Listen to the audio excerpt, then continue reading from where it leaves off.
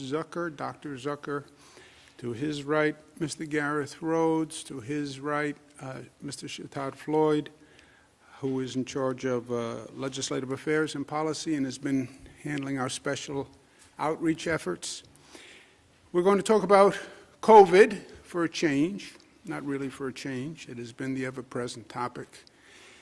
COVID has done tremendous damage in the state of New York and the nation. It's continuing to do damage, continuing to lose lives every day. But it's also been a moment of reflection, a time we should reflect, a time we should take stock. COVID taught us many lessons. COVID exposed injustices, fundamental injustices that existed all across the country. They're not new. They were there. It's what we call, it created low tide in America. Low tide in America. The tide, when the tide is high, the tide covers all sorts of problems that lurk underneath. When the tide goes out at low tide, then you see issues that were always there, but which were not apparent. COVID created low tide. It exposed fundamental issues that were lurking beneath the surface, ugliness that was beneath the surface. It exposed the failures in a public health system, that we were just not prepared for COVID, despite SARS, despite MERS, despite Ebola. We were just not ready for it. It exposed incompetence in government because government had to actually perform. And you saw that when the federal government, for example, fails to perform, people literally die. It showed failed leadership in government. And it showed structural racism and discrimination that existed in America, but was not readily apparent unless you wanted to see it. And there are many who did see it. And we talked about two Americas and talked about the structural injustice and structural racism in our society. But at low tide, there was no denying the existence of it. COVID killed black people at twice the rate of white people. That is a fact. It is a fact that should make us uncomfortable. It is painful to say. COVID killed Hispanic people at 1.5 times the rate of white people. COVID infection was 3 times higher in the black and Hispanic communities. Despite that, nationwide, black, Hispanic, and poor communities had less access to testing for the virus, even though they had a higher infection rate. Majority black zip codes, 67% more likely to face a shortage of primary care doctors. That's why there were underlying health conditions at a higher percentage in black, Hispanic, and poor communities. So any American rescue plan must rescue all Americans and must start with an awareness of the low tide reality and must correct the structural racism and discrimination that we have all now seen. There's 2 obstacles. One is what we call here vaccine acceptance. Some people call it vaccine hesitancy, but actually it's worse than that. And we believe you'll never solve a problem you're unwilling to admit. And the language we use is important. It's more than acceptance. It's more than hesitancy. It is a lack of trust of the system. And I understand it, and we should all understand it. It is a lack of trust of the system and of the government. Well, the federal government approved the vaccine to be safe. Yeah, the federal government also conducted the Tuskegee experiment. So it is real, and it's deeply rooted with valid cause. And the second obstacle is the access to the vaccine. Now, we've talked about access and fairness in the vaccine from day one. We were very outspoken in New York in saying that if you use the traditional health system to distribute the vaccine, you will recreate the same problem that we've seen for the past year and decades before that. If you just go to the existing public health system, it doesn't exist in healthcare deserts. That's why they're healthcare deserts.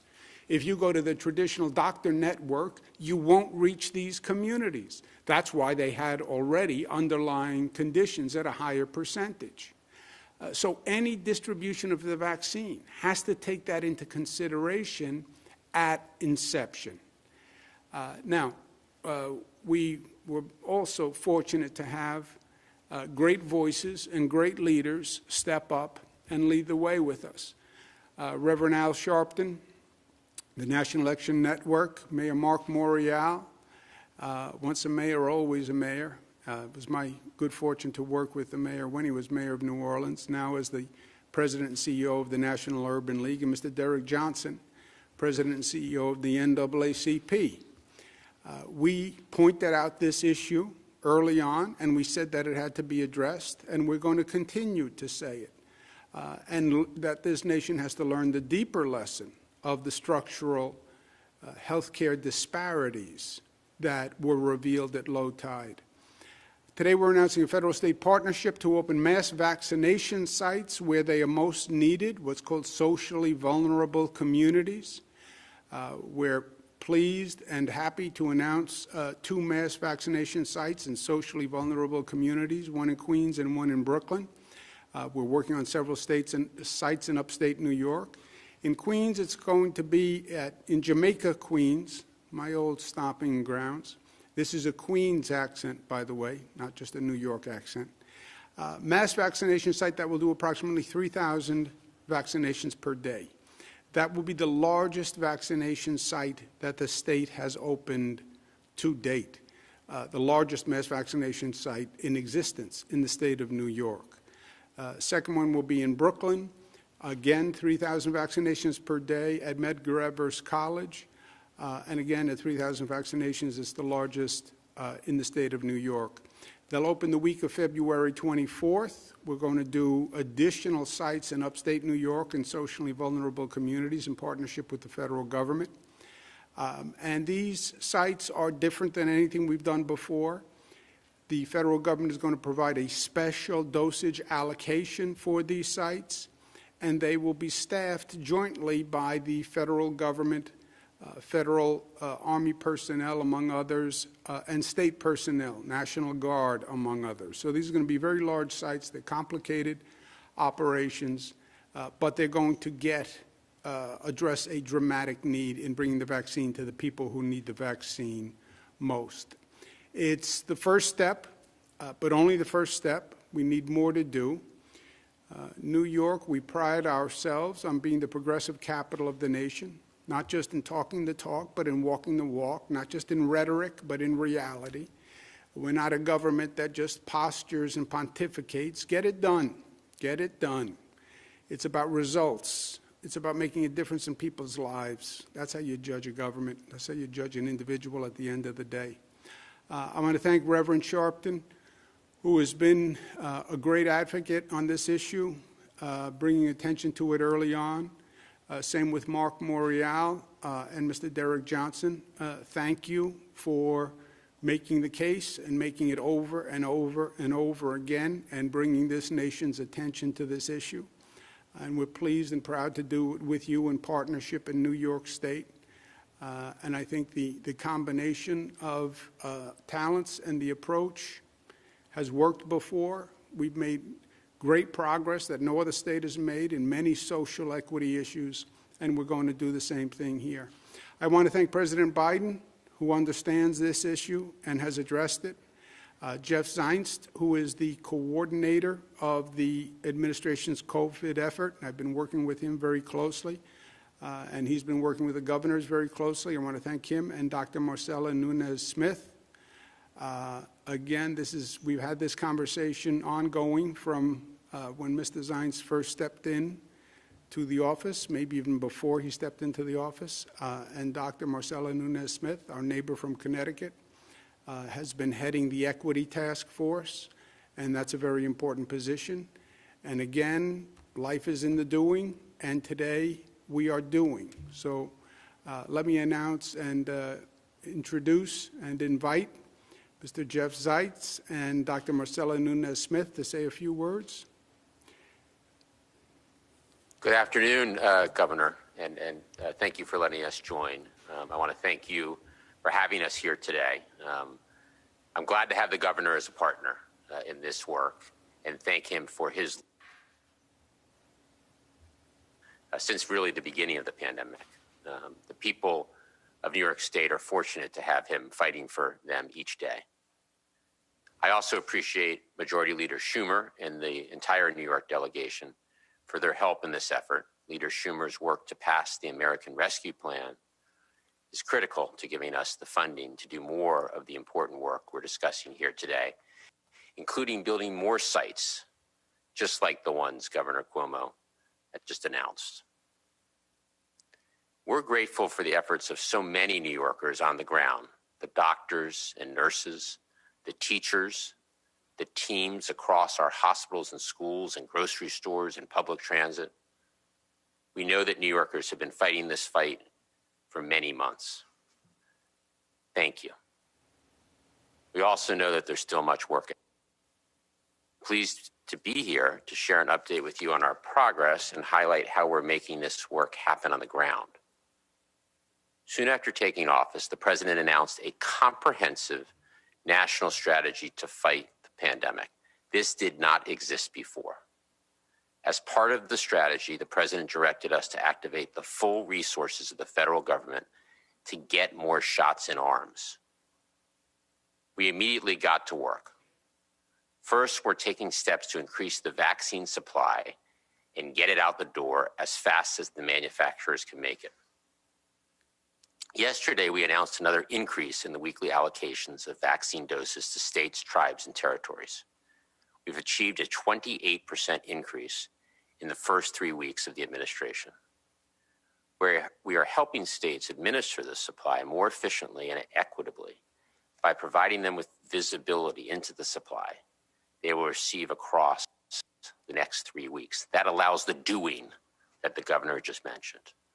Second, we're mobilizing teams to get shots in arms. At the President's direction, we are moving quickly to get more vaccinators on the ground, including retired doctors and nurses. We've deployed hundreds of personnel across the federal government, from FEMA to the Department of Agriculture to HHS and other federal agencies, to support vaccination operations nationwide. And we have plans to deploy thousands more. Third, we're creating more places where Americans can get vaccinated.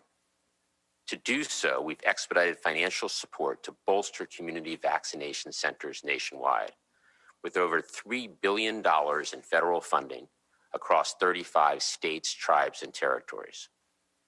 We've launched effort to get more vaccines to pharmacies and community health centers.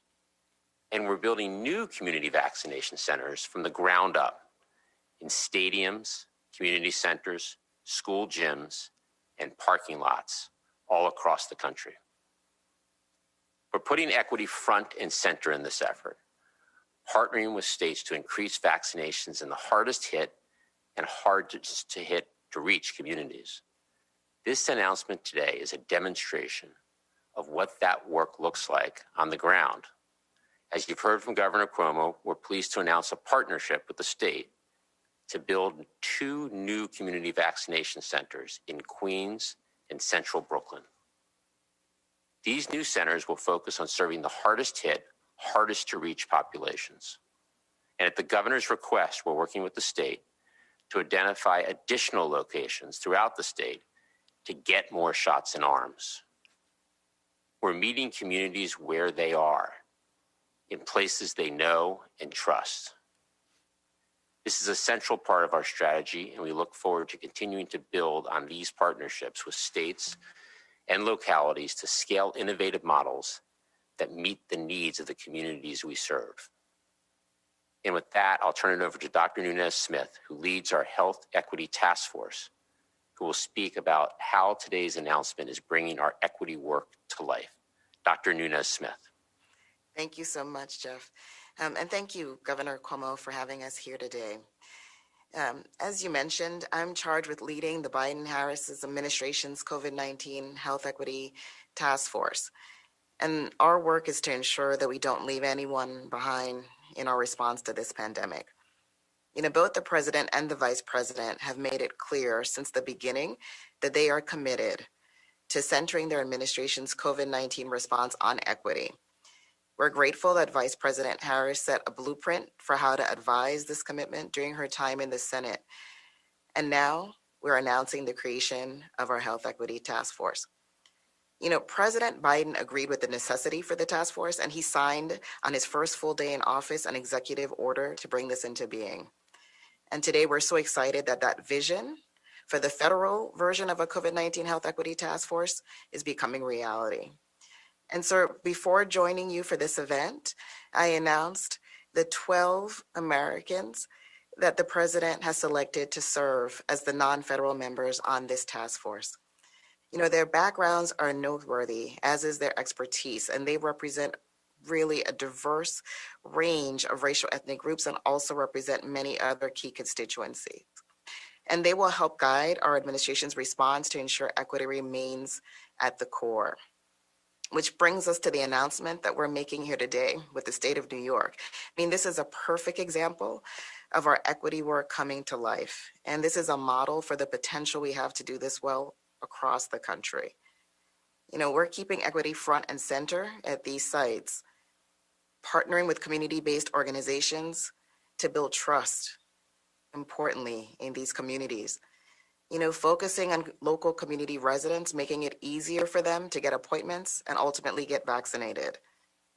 The sites are offering extended hours to make vaccinations accessible and convenient for those who work late nights and early mornings.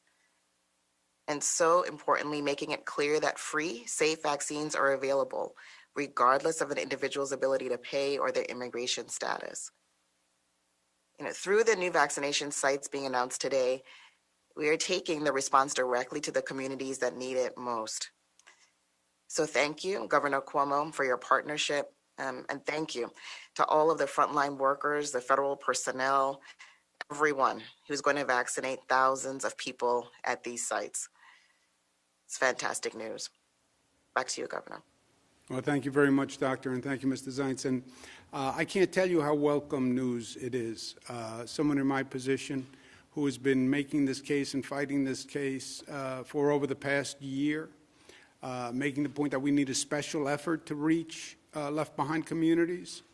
Frankly, I made the case for a year, and there was very little response. What you have done in such a short period of time, with not only the commitment that we knew President Biden had made during the campaign and that this is an issue he fully understood, but now the actions you're taking, these mass vaccination sites are going to be great. The large number, the extended hours, these are no doubt the most effective way to get the vaccine out quickly and in the places and in the community that needs them. So congratulations to you for moving this quickly. I was in the federal government at one time. I know sometimes it's not that easy to get the bureaucracy moving as quickly as you would like it to move. I have a doctrine here we call the doctrine of constructive impatience. Constructive impatience. I'm impatient with the bureaucracy, but in a constructive way. And Mr. Zients, who has stepped into a really difficult position and has all the governors who have been dealing with this for a long time and have a whole list of needs that that he could never possibly meet. He's been a great partner to all the governors. He's been a special friend to the state of New York. In an amazingly short period of time, he has come up to speed, and he's working 7 days a week. And again, the proof is in the pudding. You're delivering. You're delivering. And that's what we respect here in the state of New York. We appreciate the efforts and the good wishes, but we truly respect the product, and you are making a difference in people's lives. So thank you. It's my pleasure to partner with you, and we'll do a lot more good things. So welcome, even in a virtual way, to the state of New York. When you're here and we can do it safely, we'll give you the full tour. and we'll show you the community and the faces and the people that you truly helped. So thank you very much. Thank you, Doctor. Thank you, Mr. Zients. My pleasure. Thank you. Thank you. Thank you.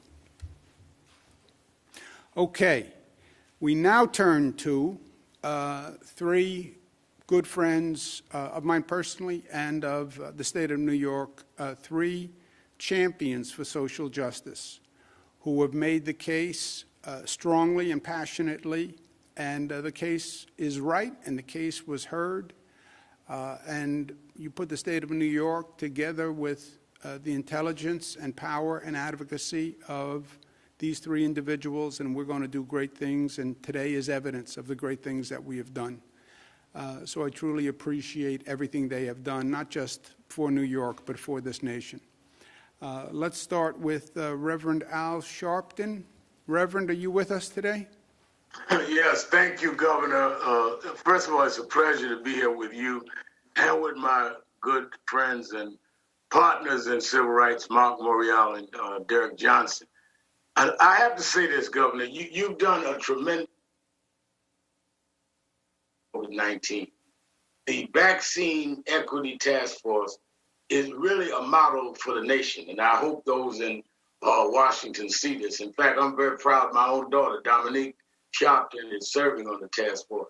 So I know it's not a showpiece, it's for real. Now, you and I have known each other a long time, and I've always told you when I agree and disagree, but I've been impressed with your determination to make things happen, not just talk about things, but get things done. And the partnership with the Biden administration is good news for the neglected communities, the Black and Latino, X, and poor community. And finally having someone in the White House that knows which end is up and is a partner with in New York and fighting for vaccine equity is a recipe for success. It makes all the difference in the world. It's really a matter of life and death. So I want to thank both Dr. Nunez-Smith and Dr. Zients for their leadership. But these mass vaccination sites in Queens and in Brooklyn will have a huge impact. So I think the other additional sites, the 4 additional sites in the served communities that the state and FEMA and I believe CDC and the White House Task Force is working to identify throughout the state of New York will have major impact, because I'm hearing every day as people want to move forward, they didn't feel they had access. For months now, I'll give you credit for saying that this healthcare system is biased. And you've had that right. In fact, you called me one morning and went on my TV show and broke it national that we are not doing the right thing. You started that as a governor, and I give you credit for that. Many Black Americans live in healthcare deserts where there are no hospitals or healthcare centers. And you stood up and brought that out, and I'll give you credit for that. You know, when I don't agree with you, I'll let you know that too. But this one, I have to say, you made the national impact, and you just didn't talk about it. You've been setting up these pop-up vaccine sites around the state for communities of color with high infection rates. And access is one thing, but as you know, we also have a big challenge with skepticism in our communities about vaccines. Many in the African-American community don't trust vaccines because of past abuses, like the Tuskegee experiment. Let's put it out front. Like the disgraceful treatment of Henrietta Lacks, like the forced sterilization of women in Puerto Rico and the South. But this vaccine is different, and we've had to get out there and say that. We are working around the clock to make people sure in our community that the vaccine is safe and effective, and everyone should take it when it's their turn, because that's how we get everyone back to work and see our families and friends safe and together. But just last week, Black churches around the country launched a national education program to provide awareness. We worked with the Conference of Black Denominations, led with W. Franklin Richardson, a friend of yours. And now we have an awareness group, Choose Healthy Life, to combat the pandemic's impact in the Black community. And I'm honored to serve as co-chair with Choose Healthy Life with Reverend Dr. Calvin Butts. As Martin Luther King Jr. once said, quote, religious leaders should serve as a thermostat that transforms society, not a thermometer that takes the temperature and allow social pressure to influence it. So we're planning to make this a national model. We know that it kicked off with you, Governor, and we want to identify with specificity the NYCHA community rooms, the churches, the mosques, synagogues, and other places our people go, so we don't have to get in a car or find a Walgreens that's not in our community. We're in the fight, and we're fighting for our lives, and we'll fight with our lives. In fact, Governor, I've said, and I've got a group of ministers that I and they are going to go to one of these facilities to take the vaccine ourselves. I've not taken one. So I'm one of those that want to be a symbol to those that are skeptical that this is safe and that we need to do this because it's made available to us. Thank you, Governor.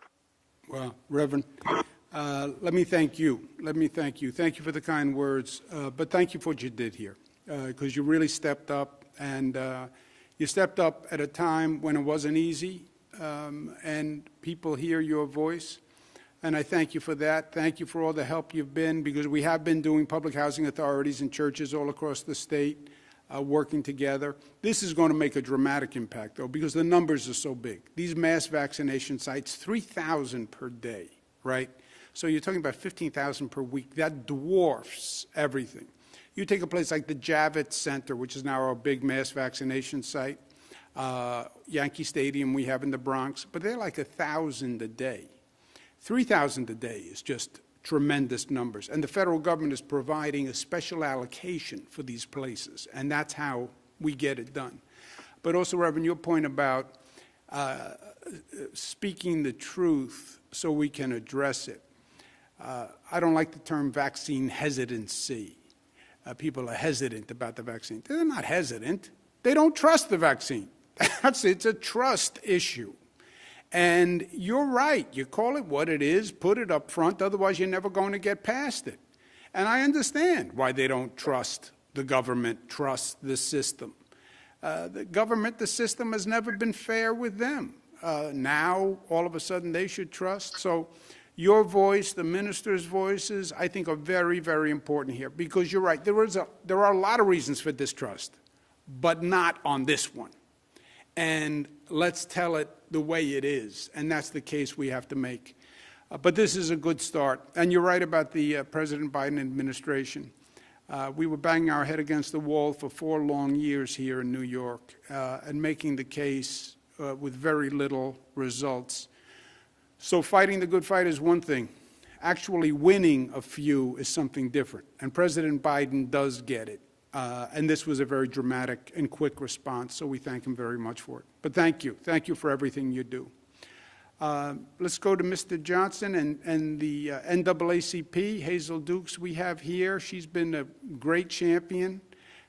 She calls herself my second mother because she gives me a tough time, that second only to my mother, I'll tell you the truth. But she has been fantastic on this. And she's done ads for us, and she's appearing everywhere to try to get people to take the vaccine. And the NAACP has been such a great and formidable partner. So thank you, Mr. Johnson. Thank you for being here. Sir. And thank you, Governor, for your leadership. And you in good company of Hazel giving you a hard time. She gave both me and Al a hard time, just at her nature. You know, your leadership is something to be modeled by many states across the country. As we begin to educate our members and work with communities, it is not lost on us that you jumped out early. First, is call racism what it is. It is structural in nature, and the barriers presented to African Americans have created a pandemic on top of the pandemic.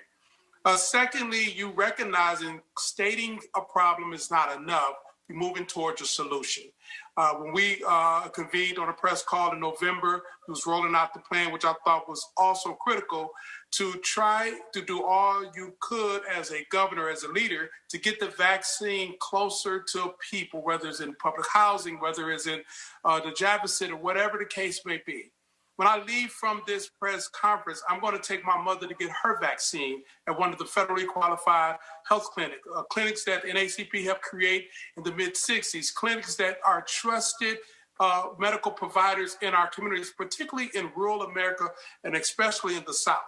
At the end of the day, we must overcome the hesitancy because of the lack of trust. This government has not always provided a trust that African Americans could run towards.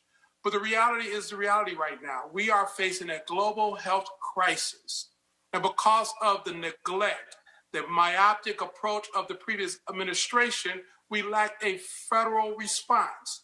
Now that we have a new administration, we have the ability to develop a federal response, but that only can happen through local and state leadership like the leadership that you have provided. For the NAACP, we're not telling people to take the vaccine, not take the vaccine. We are telling people that here are your options and here are the opportunities, and you need to exercise your options based on the information that's being brought forward.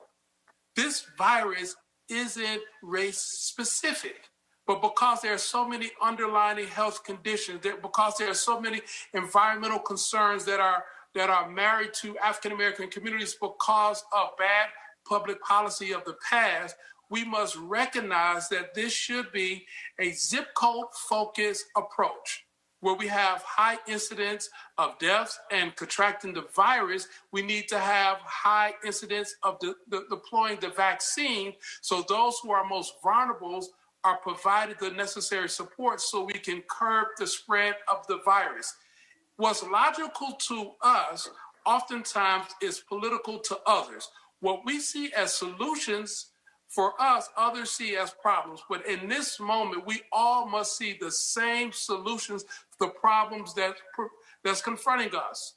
We cannot open our economy. We cannot go to any place of normalcy until we address and attack this virus as aggressive as possible.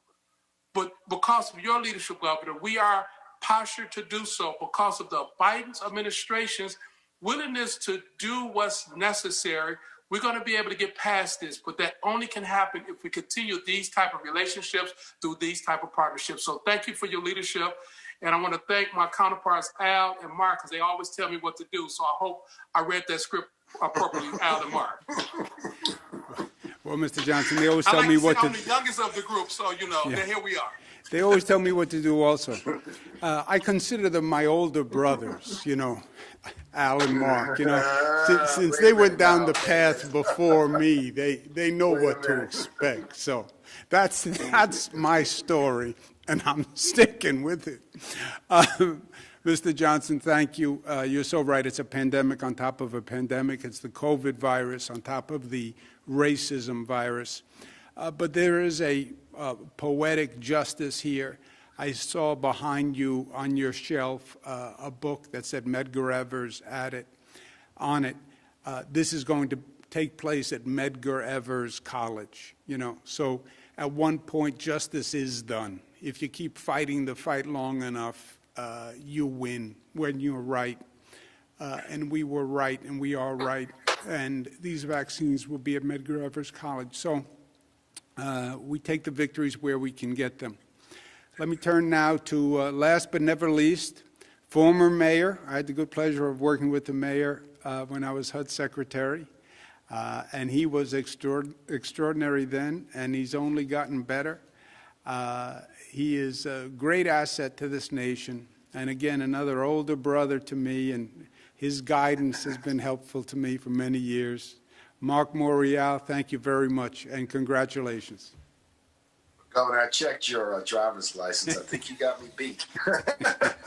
First of all, let me thank you, Governor, for your leadership and for assembling us today. Certainly to Al and Derrick for the continued partnership and collaboration amongst this generation's civil rights champions and leaders. And also to Jeff Zients and Marcella Nunez-Smith, who've been on the case since President Biden has been elected. And it goes without saying that we want to express our appreciation and continued support for the Biden administration's effort to clean up the colossal confusion, chaos, and mess that they inherited when it comes to the COVID response. But let me say this. It was in November or late October that my phone at home rang at 7:15. And it was one of those constructive impatience calls from Andrew Cuomo. At 7:15, I said, Governor, you work at 7:15, I'm up working too. It was a Sunday morning. And the governor shared with me that he had learned that the Trump administration's emerging plan for the distribution of vaccines would be wholly inequitable and inadequate. And he shared with me what he learned, and we agreed at that point that there was a need to respond, there was a need to act. True to Governor Cuomo's focus on action over pontification, prevarication, and rhetoric, he shared with me the thought to create a vaccine equity task force, a working group that would advise his administration, but also externally advocate on behalf of a more equitable approach to the distribution of the vaccine. So, Governor, I want to thank you because you recognized early that this was going to be an inadequate approach by the previous administration, and began at that point in time laying the framework and the groundwork for a broader approach. Now, today, this announcement should be understood as the start, not the sum total of the mass vaccination sites, the community-based vaccination sites, Governor, that your administration, in partnership with the Biden administration, will stand up. Here in New York, there are 20 million people, roughly. Across the nation, 300 million plus people.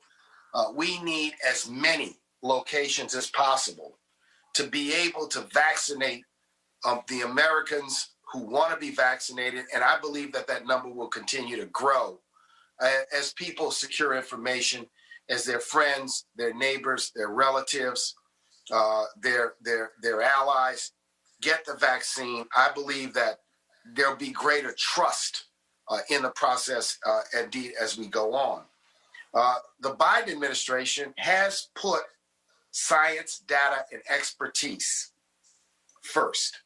On the trust factor, it's been my view, and it remains my view, that we need a broader engagement effort, a communications effort, to meet people where they are, provide them with information, and encourage them to make an intelligent choice about taking the vaccine, to consult healthcare professionals, not online conspiracy theorists, to get the best information that they indeed need.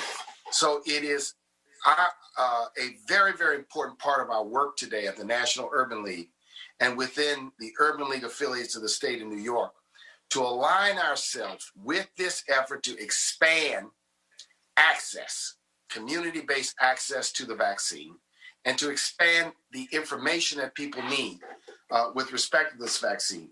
But Governor, you understood this early and first, put your voice and your administration's action behind it. And my hope is that this partnership with the federal government will be replicated across the nation as other states, governors, mayors, county executives, and community leaders confront how they can create and improve access to the vaccine in communities across the land. So I want to thank you very much for your leadership and pledge the continued work of the Vaccine Equity Task Force to both push, prod, assist, help, and advise this very important effort. We will not get past this. We will not get beyond this if we do not accelerate and effectively deploy this vaccine to every village and hamlet and neighborhood and barrio and community across the great state of New York. Well, Mayor, thank you very much. First, I just so you know, I wouldn't have called you at 7:15 in the morning. What happened is I got Reverend Sharpton on the phone at 7, and it was a brief conversation. He said, call Marc and then call me back, and hung up the phone. That's why I called you at 7:15. Oh, poor Reverend Sharpton is muted. You have to unmute Reverend. Rev was up. Rev was up preparing his sermon. Yes, I'm sure. So, That's what he was doing. He was doing this sermon first. Interrupted his thought process. But poor Reverend Sharpton is muted. That's the first time that is. Well, Governor Cuomo, Marc, and Derrick has been muting me for 30 years, but I still break through. Don't worry about it. But the reason you called me at 7, I tell you to call Marc, is because I was on the elliptical working out, trying to encourage you younger fellas to get in shape. Yeah, I know. I'll leave it there. I believe it. I believe it. But the mayor's words are exactly right. Look, we did make this case early on, and that's why I think we are where we are today, because this is a bold step. The federal government having a separate mass vaccination sites in socially vulnerable communities is a bold step. Only the first step. We have to do more, but it's a bold step that we should all take as a sign of hope and acknowledgement of the problem. And you're right, Mayor, we have to get at this trust issue, and we have to do it directly, and we have to do it nationally, because it's not going to go away on its own. I've had, as I'm sure you've all had, many individual conversations, and it is a deep distrust and a deep skepticism, and saying, well, you should go first, or you should go in the first round. People say to me all day long, you go first and tell me how it goes, and then we'll see. So that's going to be an ongoing effort. But together we can do it, and today was a great, great step. Thank you all very much. Reverend Sharpton, thank you. Mr. Johnson, thank you. Mayor Morial, thank you very much. God bless you. Thank you. All right. Well, that is exciting, and that is positive, and that is real. Today is day 347. The post-holiday surge reduction continues. Awkward language, but the numbers are going down. The vaccine supply is going up, as you heard from Mr. Zients. We said yesterday, after our discussion with the White House, New York State will get 5% more, and that will be the allocation for the next 3 weeks. That's all we know. The local government's pharmacies that say, well, we want to know what's going to happen beyond 3 weeks. We don't know. We suspect the supply will continue to go up, but that's controlled by the federal government. So all we know is the next 3 weeks have a 5% increase. Overall statewide positivity is 4, basically flat. Statewide deaths, 136. They are in our thoughts and prayers. State hospitalizations are down. ICU is up about 11. Intubation is down 16. Overall, the trajectory is down, and that is all good news. Hospitalizations are down, and that is all good news. Long Island has the highest percentage of hospitalized in the state. That has been an ongoing challenge and problem. Positivity, the highest rate is Long Island and the Mid-Hudson, which has also been ongoing. And in New York City, the Bronx is the highest positivity, then Queens and Brooklyn, actually Brooklyn and Queens, and hence the sites in Brooklyn and Queens. Bronx, we already opened the Yankee Stadium site, which is a mass vaccination site, and now with Queens and Brooklyn, we'll be making real progress. So I'm very excited about that. Vaccines overall, 2.6 million, 1.9 first doses, 700 second doses. 93% of what we have received has been used. That means we're virtually out of allocation, and then we wait for the next week's allocation that comes in. While we're doing vaccines, and while we're controlling the spread of COVID, we also have to, at the same time, get this economy open intelligently and in a balanced way.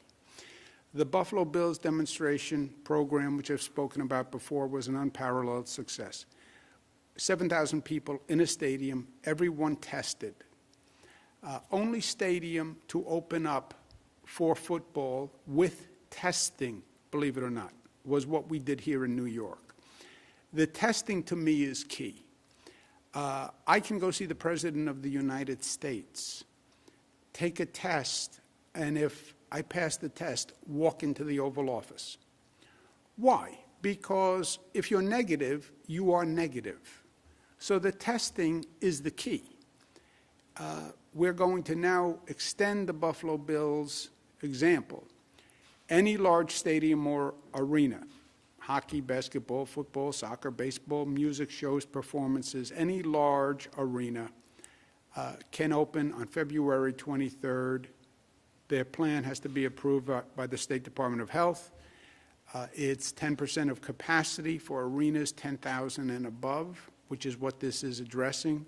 A negative PCR test with face coverings, with social distancing, and then mandatory assigned seating. It's not where people can sit wherever they want. But this hits the balance of safe reopening. And again, a PCR test is as safe as you can get. Barclays Center is going to open on February 23rd for Brooklyn Nets versus the Sacramento Kings. Using this model, they've been approved to do that. Anyone else who is interested should let us know. This is a difficult time on many, many levels. Personally, it's very difficult. Emotionally, it's difficult. Economically, it's difficult. But we are finding the balance, and we are going to be the better for it. I believe that. I believe we are going to be stronger individually and stronger socially and stronger as a community for what we went through and what we learned going through it.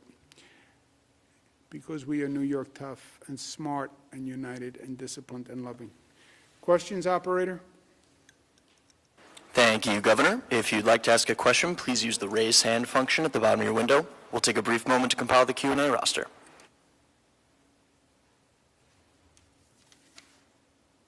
Governor, your first question comes from Seacon Akpan at WNYC. Seacon, your line is now open. Please unmute your microphone. Hi, thank you for taking my question. I can hear you. You can hear me? Yes, sir. Great. Excellent. The Yankee Stadium vaccination site pledged to give out 15 doses this week. The Citi Field site run by the city can only give out about 800 doses during its first 4 days. You're from Queens. What needs to happen to increase vaccine access to your home neighborhood? What we just did, opening the largest mass vaccination site in the state of New York in Jamaica, Queens, York College. 3,000 per day. It is the largest vaccination site that we have ever opened. And it's for Queens residents, as Yankee Stadium is for Bronx residents, as the Medgar Evers College site will be for the Brooklyn residents. That county's residents, 3,000 vaccinations per day. So that's what we're doing.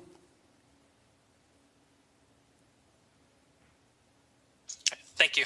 Okay. Next question, operator.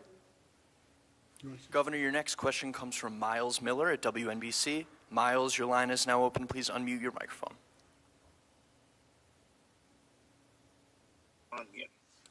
Good afternoon, Governor. Can you hear me? Yes, Miles. I wanted to ask, sort of to dive deeper into this question of equity. What we've seen in the past couple of weeks, since the rollout of these vaccines, is that the access,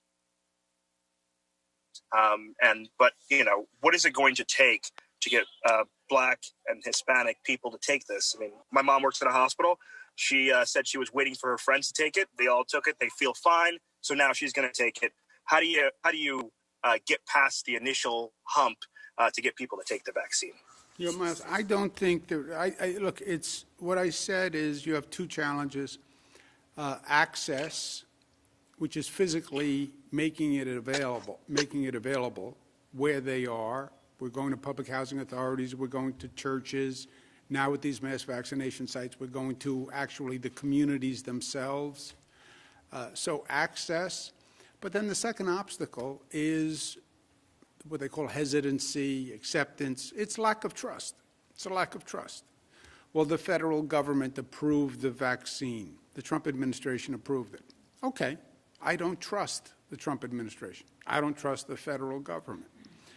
Reverend Sharpton spoke to this. There are many reasons why there's a lack of trust in the system, lack of trust in government. And that's a national challenge. And we're working with the ministers, we're working with community-based organizations, we're working with leaders in the Latino and Black community to get out the message. Reverend Sharpton said he's taking a group of ministers, he's going to get the vaccine himself. But it is a dialogue and a discussion because there are real fundamental issues underlying this. And the lack of trust is well-rooted. It's not just about this. It's about a perception of being victimized and treated unfairly for decades, with very good reason. So there's no easy answer, but first, let's call it what it is. It's a lack of trust for understandable reasons. And you never solve a problem if you don't acknowledge it. So start by the acknowledgement, and then get people with credibility who can speak to the issue. Melissa had a point. No, just quickly back to the last question as a reminder.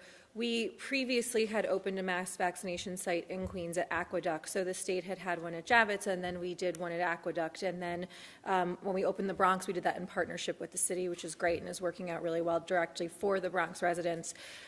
Each of the localities puts in requests for how much allocation they want for different locations, and the city had put in for that 800 for the Met. So that was separate and apart that they had requested for their allocation, and it came through. But to the governor's point, this is a brand new program that we're doing with the federal government. It's really exciting. They're focusing on areas that are underserved with high minority populations, where we're trying to confront both the hesitancy/distrust issue and the access issue together, and trying to merge them as one to combat them. And so that was the issue with Queens. And so it's very exciting that we're opening these two again in the Bronx and the Brooklyn and Queens, in addition to the one in the Bronx. But we did already have Aqueduct and Javits. Yeah, it gets a little confusing. Just to put an exclamation point on Melissa's comment. You have state-run programs. You then have the local government gets an allocation from the state. They can set up local programs. So county governments set up programs that they think address the need. We set up a state site at Aqueduct. We have a state site at Javits. The city of New York set up a site at Citi Field. That was their decision.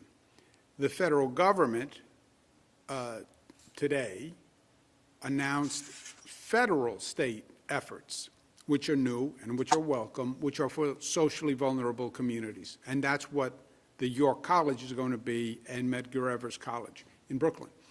They are by far the largest production sites. So 3,000 per day. That's 15,000 per week. That is a massive impact. And the federal government provides the doses which are above our allocation, right? So we have tremendous demand on our allocation. For these sites, the federal government is providing 30,000 vaccines per week just for these two sites on top of our allocation, and then we're going to have 4 smaller sites in other parts of the state. Okay, operator, next question, please. Governor, next up we have Luis Ferre-Sadurni from the New York Times. Luis, your line is now open. Please unmute your microphone. Hi, Luis. Hi. Can you hear me? Yes, sir. Great. So there was a report today in the Buffalo News which the House could send about $12 billion to New York. That's very close to the $15 billion that you'd been requesting. I'm wondering, are you optimistic that the state could receive that amount of money? And if it does, are tax increases off the table for you? The state in the state budget needs $15 billion. Luis, that is the number. It's not a political number. It's not a fuzzy math number. It's not a negotiating number. It's a real number. It's $15 billion. And of the $350 million, which is the state and local fund, there is no distribution formula for that 350 that does not get the state of New York $15 billion, which is fair, in my opinion. It's a COVID relief bill. Okay, look at those two words, COVID relief. Then distribute the money for COVID relief. There is no state that was hit as hard as this state. This state was the experiment in the laboratory on COVID. This state was ambushed by COVID. It came here for 3 months, and no one told us because the federal government failed. We were subjected and victimized by federal negligence. Provide the relief to the places that were damaged. Provide the relief to the places that were most injured by COVID. New York State is at the top of that list. So the $15 billion to the state, which I believe is the most effective distribution mechanism. You know, Luis, the federal government wants to distribute to schools and local governments and hospitals and all these other entities. Just give it to the state. Who do you think we fund? I fund the schools and the hospitals and the same entities. In many ways, what the federal government is doing is duplicative. But the state needs $15 billion, and that's the actual need, and that's what we should get. And if we don't get $15 billion, I will be disappointed, and I don't think it will be fair. That is the truth. On arena reopenings, what will happen with vaccination sites at Yankee Stadium and Citi Field, for example, once baseball season starts and presumably the teams get the green light to open the stadiums? Between innings, people will do vaccines. So there'll be the first inning, then we'll do vaccinations, then we'll go back to the second inning. No, that's not right. Let me ask Mr.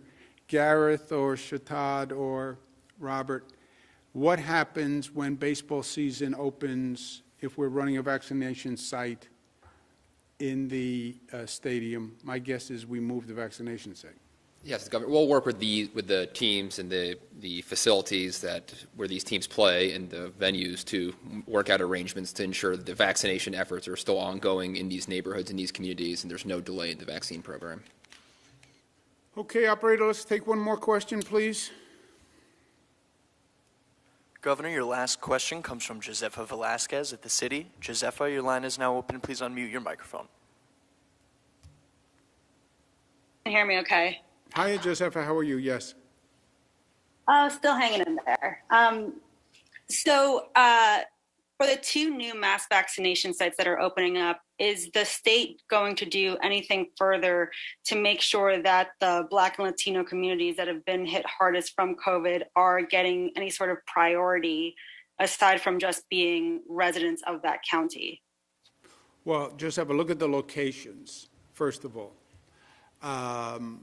They are both located in areas where the community was hard hit and communities that we want to attract. So look at the locations, and then the geographic identification is by county.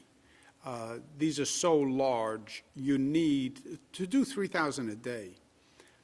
You know, something like Javits, we're doing about 1,000 per day, and that's one of the largest in the country right now. 3,000 per day is a lot. That's 15,000 per week. So you need a catchment area, if you will, that is large. And that's the county. And that's also how the federal program works. But then the site, the location is in a target community. And, so the access will be there, right? You live in Queens, it's in Queens, and it's only for Queens residents. Now you have the access. We still have to address the distrust. That's going to be the obstacle. If a person in Queens doesn't get the vaccine now, it's going to be because of distrust, not lack of access. The access is there. I may not be here Friday. I may be in Washington. If I'm not here Friday, then I will see you next Monday, talk to you next Monday, and have a very good weekend. If that changes, I will let you know. Otherwise, an exciting day today, positive announcement, positive progress on many levels. We're moving forward, one foot in front of the other, and New York is on the way back. And I feel good about it, and I hope you do too. Thank you.